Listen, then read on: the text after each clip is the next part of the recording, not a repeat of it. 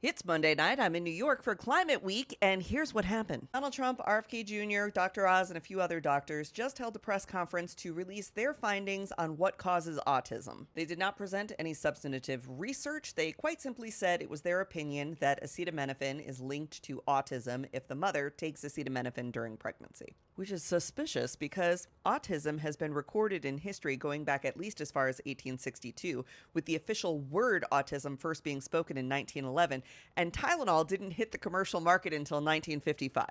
So, while the doctors were very careful to use the word acetaminophen when tying it to autism, Trump got on and said, they mean Tylenol. They're saying Tylenol. It's basically Tylenol. Never take Tylenol. Don't take Tylenol. Just don't do it. And mothers, if you're pregnant, don't take Tylenol. Yeah, it might be a little tough for you if you get a little headache or a little fever, but you'll have to push through it. Donald Trump then claimed that he and Bobby knew 20 years ago that Tylenol causes autism and they would talk about it frequently, but they would get attacked. Where were you guys talking about it? At an Epstein party? Trump also seemingly made up a story about a beautiful secretary who worked at Trump Tower who had a beautiful child that died the day after taking a vaccine. He then said, I probably know like 2 or 3 kids who died the day after taking a vaccine.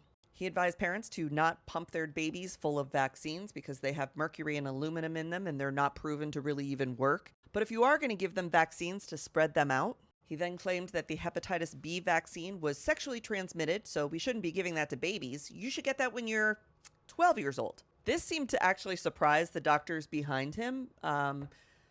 But yeah, apparently when Donald Trump, off the top of his head, thought of the age that people become sexually active, he thought it was 12.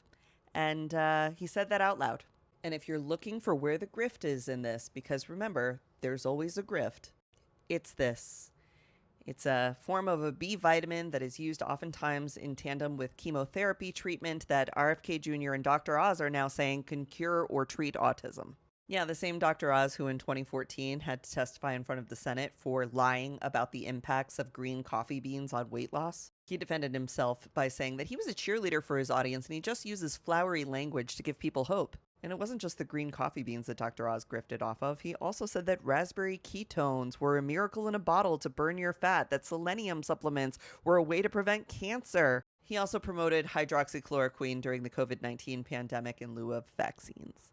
Dr. Oz has been caught many times lying about the impact of certain supplements on your health and has paid millions of dollars in fines and fees and restitution on account of it.